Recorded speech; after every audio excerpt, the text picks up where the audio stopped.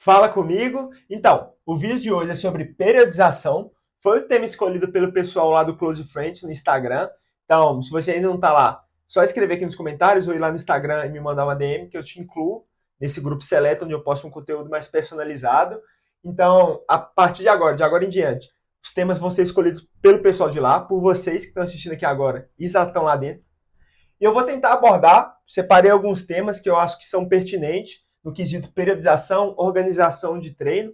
Tá longe de falar, eu vou estar longe de falar de tudo, é um tema muito mais vasto, muito complexo. Então pode ter uma parte 2, se vocês quiserem, ter um bom engajamento esse vídeo, agregar para vocês. Então coloca aí nos comentários. E eu vou estar falando de um grosso, né, de certa forma, uma parte bem acentuada do que é periodização, minha visão sobre o assunto, dicas para melhorar os treinos de vocês, a evolução de vocês. Valeu? Então, começando, vamos falar qual é o seu objetivo, finalidade com a periodização, com o planejamento atual. Ah, eu quero hipertrofia, quero ganho de força, eu quero funcionalidade, curar minha lesão. Qual é o seu objetivo geral? Você tem que ter isso muito bem definido. Porque não adianta você ter uma boa periodização, não tem como montar uma boa periodização sem saber o objetivo. É a finalidade, né, mesmo do seu planejamento. Então, eu quero ficar muito bom no supino. Esse é o meu foco principal. Então, a sua periodização, todo o seu treino, a sua divisão, a sua seleção de exercícios, toda vai ser voltada para essa finalidade.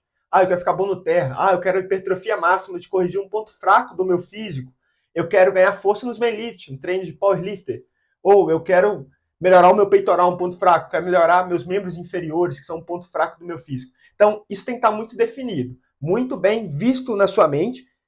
Para quê? Todo o treino, toda a organização vai ser voltada para isso. Valeu? Logo em diante, a gente vai falar das particularidades de você mesmo, da sua individualidade. Eu coloquei numa certa ordem, mas não necessariamente precisa ser nessa ordem assim para organizar o planejamento. Mas eu acho que é bacana a gente ter uma ordem pré-determinada de relevância, mas não necessariamente precisa ser exatamente assim, igual eu coloquei aqui. Então vamos lá, particularidades. E aí eu coloquei alguns temas, como lesões, desconfortos. Qual é o seu histórico? Você vem de uma lesão na lombar, às vezes evitar alguns exercícios, sobrecarga axial, né? Evitar talvez agachamento com a barra no início, por alguma lesão sua, não sei. Então, isso tem que ser levado em conta. Não adianta nada a gente prescrever algum exercício que você não consiga fazer, você selecionar alguma coisa que um supino te causa desconforto no ombro. Descobre por que te causa e aí você inclui na medida do possível. Talvez supino reto é ruim, mas um supino reto, uma variação na máquina, é bom para você. O ombro não vai precisar estabilizar tanto, a máquina já vai fazer esse trabalho. Então, a gente tem que analisar isso também, para saber selecionar de forma mais assertiva possível os exercícios do treino. Rotina, tempo. E o que eu quero dizer com isso? Como é o seu trabalho? Às vezes você trabalha um trabalho muito braçal, que vai te desgastar bastante. Então, como você vai ter tanto volume de treino, se você já chega desgastado, sono, às vezes você trabalha 0 hora, não sei a sua escala de trabalho. Isso tudo tem que ser levado em conta, sua recuperação e questão de tempo. Por exemplo, quantas horas você pode treinar por dia? É só 30 minutos? É 60 minutos? É 2 horas? É 3 horas? Quantas vezes na semana? Sua frequência semanal? Eu tenho disponibilidade de treinar 4 vezes na semana. Então a sua divisão vai ser voltada para 4 dias. 3 dias só, 5 vezes, eu posso ir 6 vezes. Então, assim, são particularidades mesmo que a gente tem que analisar também, na hora de montar uma periodização. Não adianta nada alguém te passar um treino de 5 vezes, se você só consegue ir na academia 3, 4 vezes, você vai ficar faltando um treino, não vai completar todo o volume necessário, entende? Então, assim, temos que analisar e tem certa relevância sim no planejamento. Então, indo agora para a questão volume de treino. Todos esses três, né, esses 4 temas estão muito interligados, mas vamos falar principalmente agora do volume de treino. Então, nessa questão do volume de treino, eu quero pontuar séries. Então, vamos supor, quero melhorar o ponto fraco, igual eu estava falando, do peitoral. Ele vai ter um maior número de séries. A tendência é essa. Existem outras estratégias, além de só aumentar o volume para corrigir um ponto fraco, mas isso fica para um outro vídeo, talvez uma parte 2, igual eu falei no início. Então, vamos supor, eu vou fazer 15 séries de peitoral. É o meu ponto fraco. Peitoral e costas, por exemplo. Então, são 15, 15. Ou as costas é um pouco melhor ainda que o peitoral, 15, 12 para costas. 15 peitoral, 12 costas. E o restante, ombro, braço, perna, eu vou deixar ali 8, 6. E aí vai de acordo com a resposta do físico. Eu comecei 2, 4, 6 semanas e o peitoral não respondeu tão bem. Vou aumentar um pouco do volume de treino. Então, são estratégias que a gente pode estar empregando. E aí também, a gente tem que levar em conta que quanto maior o volume, vai demandar maior recuperação, um sono melhor, uma rotina totalmente mais alinhada. Então, assim, são muitas particularidades que a gente tem que relevar nesse sentido. Mas, via de regra, um volume um pouco maior para aquele ponto que você quer corrigir. Então, também não adianta você colocar 30 séries todos os músculos. Não é assim que funciona. Seu corpo vai ter estímulo demais, não vai se recuperar tão bem, você não vai progredir tanto. Vindo aqui para a questão de seleção de exercícios. E aí vai do seu objetivo. Ah, eu quero treinar para powerlifter. Então, seu foco é supino, terra e agachamento. Então, a seleção de exercícios vai ser toda voltada para isso. Exercícios acessórios, por exemplo, vou colocar um agachamento búlgaro para melhorar a minha estabilidade no agachamento. Vou colocar um stiff para melhorar um pouco o meu terra. Terra em deadlift em blocos ou deadlift em déficit de altura para melhorar determinada fase. Vou fazer uma pausa. Então, assim, são várias estratégias que a gente pode estar utilizando. Supino controlando muito a excêntrica, ou com a pausa de 5, 6 segundos no peitoral. São todas variáveis que a gente pode estar aplicando. Selecionar exercícios agora voltado para a hipertrofia. Qual parte das costas eu quero melhorar? Ah, a parte de cima. Então, vão ser 4 exercícios para costas, 3 é para upper back, trapézios, romboides, posterior de ombro, e só um é para o grande dorsal, platício. Outra questão de estratégia. Selecionar bons exercícios. Ah, voltando aqui na particularidade da lesão. Esse exercício me causa um desconforto. Obviamente, analisar, tratar por que causa esse desconforto e tratar para você não ter ele. Não é comum ter dor, sentir dor. Mas se aquele exercício me causa um desconforto, por que eu vou continuar fazendo ele? Eu vou tratando, mas eu seleciono uma outra variação que também vai atender o meu objetivo. Então, essa questão de seleção de exercício vai entrar todas essas questões para um melhor rendimento, para tirar um maior proveito da sua progressão no longo prazo. E aí nós entramos também na questão da divisão de treino. A divisão de treino é apenas um meio para você chegar no seu objetivo final. O que eu quero dizer com isso? Muita gente coloca um peso desnecessário nela. Ah, eu treinar full body 3, 4 vezes na semana é superior do que um músculo por dia, né? ABCDE. ABCDE é melhor porque precisa dar muito estímulo num dia e não se recupera direito na semana. Então, não pode treinar peito 2 vezes porque é lesivo. Não pode treinar supino 3 vezes na semana, terra 3 vezes na semana porque é lesivo. Isso é muito errado, foge totalmente da individualidade e da questão de controle, gerenciamento e fadiga, que eu vou estar falando um pouco mais para frente. Então, por exemplo, você pode... Qual divisão você se dá melhor? Isso é individual. Não adianta você fazer um ABCDE se você só consegue treinar 4 vezes na semana. Então, a pessoa vai deixar de ter bons resultados só porque não faz um ABCDE? Isso não tem muita lógica. Então, a gente tem que se atentar a isso. Você pode se dar bem com ABCD, ABCD, se dar bem com AB, AB, é individual, encontra a sua melhor divisão, que você consegue distribuir bem o volume de treino que você empregou. E aí também a importância de selecionar bons exercícios para a divisão que for escolhida. Voltando, indo um pouco para a questão de controle, gerenciamento e fadiga. Por exemplo, você pode fazer 3 terras na semana. Vamos supor variações, eu mesmo faço isso. Então eu faço stiff na segunda, faço terra tradicional na quarta, e no sábado eu faço terra sumô.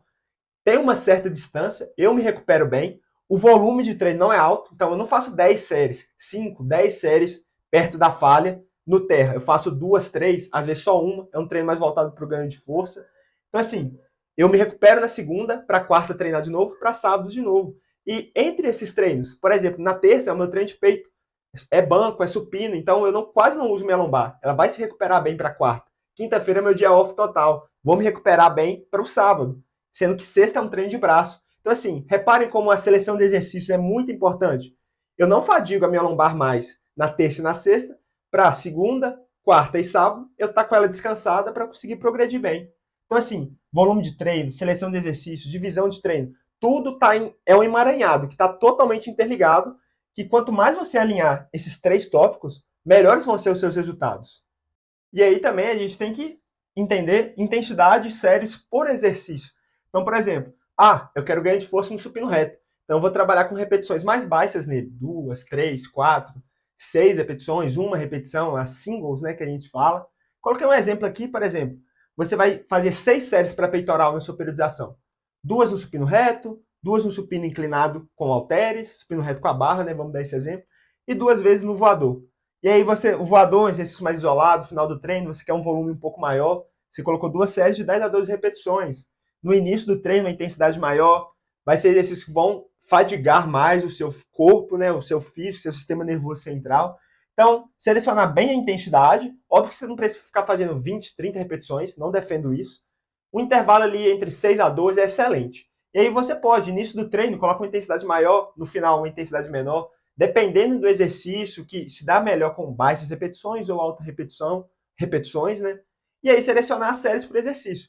Ah, eu quero ficar muito bom no supino reto. Pode ser bacana você fazer mais séries nele. Então, ao invés de fazer 2-2-2, você faria 4-1-1, não sei, algo nessa linha, ou 4-2-2, né? Se você for aumentar o volume de séries total do seu treino para peitoral.